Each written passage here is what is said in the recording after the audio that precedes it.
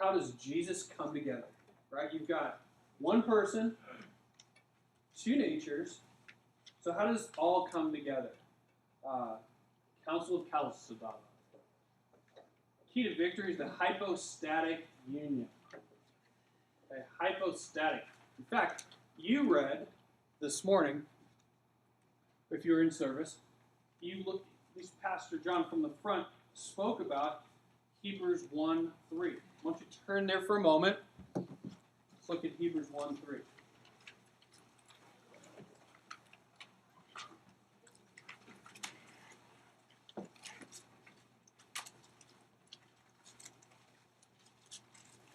And look briefly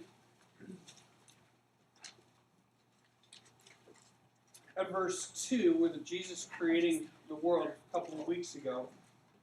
We'll just start at the first verse, actually. Long ago, at many times and in many ways, God spoke to our fathers by the prophets. But in these last days, he has spoken to us by his Son, whom he appointed the heir of all things, through whom he created the world. He is the radiance of the glory of God and the exact imprint of his homostasis, or excuse me, hypostasis. Sorry, I was thinking homoousios. I never seen them. Hypostasis, and he upholds the universe by the word of his power. Hypostasis, nature. This is the nature union that we're talking about. How do these two natures come together? And the indicator is that Christ has two natures. Because you might imagine, okay, I've got Jesus, and he's one person. Okay, we talked about that at Ephesus, and I also know he's God and man. We got that from Constantinople and Nicaea. But how does that fit together?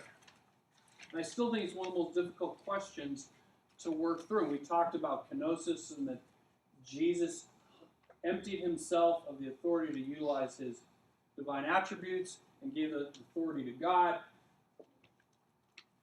But a lot of people were saying, okay, there's only one nature. That the God nature and the human nature have come together and mixed together. What is the problem with this?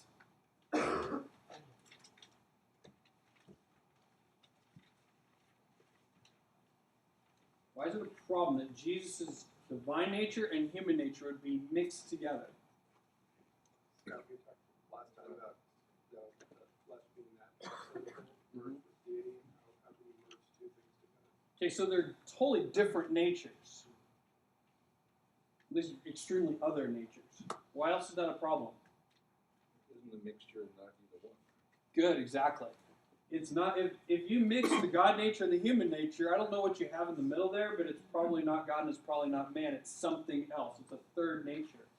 And so this this heresy is called, you ready? Monophysitism.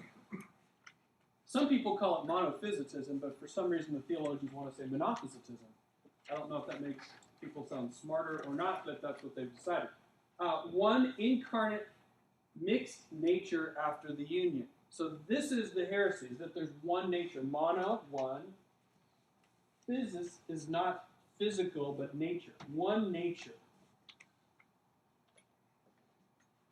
Also called Eutychianism, but we'll stick with this other one. Jesus has one nature, is the heresy. And we're going to say, no, he has two natures. He's one person. And let's see if we can, I wrote this out on the top of the next page, I believe, for you. The hypostatic union. Here is the crowning moment. In fact, last night, I'm trying to learn this Twitter thing. Not learn it, but learn to do it more than once every month. So last night I said something along the lines of, nothing says the deity of Christ like hypostatic union. Here it is. Christ is one person in two natures. And those two natures are united in this way, unconfusedly, unchangeably, undividedly, and unseparatedly. Those are the four great negatives of the Council of Chalcedon. And I know last week, instead of going through all the councils, I could have just put this on the board and walked away and said, oh, now we got it. There you go. There's the deity of Christ. In human, or with, rather, human nature in one person. This is the crowning kind of moment. Confusedly. In other words, they're not put together in such a way as to be any type of mix. Okay, they're not mixed together. Change. They don't change at all. He is still 100% God and 100% man. They're not divided. In other words, it's not as though you have a container, a body, and half of this side over here is the divine nature, and this side over here is the human nature. And unseparated, you can't pull piece, you can't say, oh, let's see, that's the human nature, and that's the divine nature. It's all together. I'm going to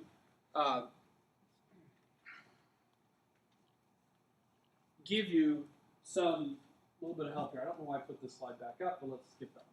All right, here are the heresies revisited in a mentally, hopefully, attainable setting. Here we go. Arianism. He's 100% man, right? 100% man, but he's a created being, as John was talking about this morning in service, and so he's only partly God. So I'm just going to assign that to be blue. Anybody know what the next color is going to be? What? Yellow. Excellent, excellent. Somebody used Ziploc bags before. All right. Apollinarianism, also known as Docetism, 100% God, or he's fully God, but he doesn't have a human spirit, so he's not fully man. Remember, it's God in a body. Jesus' deity replaces the human spirit, so he's only bodily man, he's not fully man, and therefore we're going to give that yellow color, okay? Good so far? Ziploc bags, right? Yellow and blue makes green, excellent. Nestorianism is that there are two people who do their own thing, so you've got yellow and blue doing their own thing. Jesus' deity says, hey, I'm going to bring Lazarus back from the dead. His humanity says, okay, why don't you go ahead and do that? Here's what I've got to be willing to say out of the Council of Ephesus. A man raised Lazarus from the dead. A human being fed 5,000 people. God broke bread with his disciples and ate with them. God was tired and slept. One person.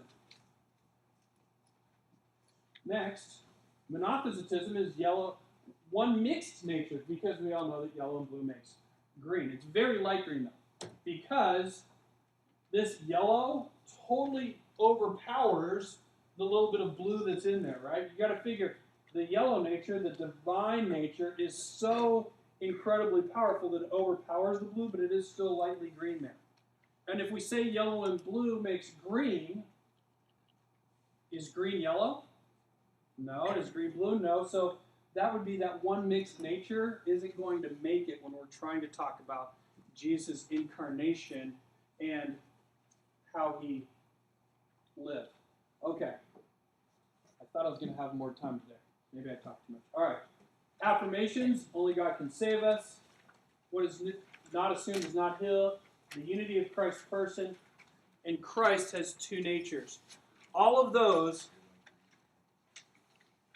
are, in a sense, summarized by the Council of Chalcedon.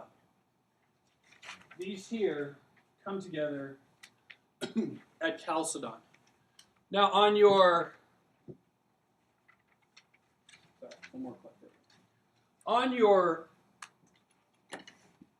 handout, you see two questions here. Can you be a Christian if you are a Nestorian?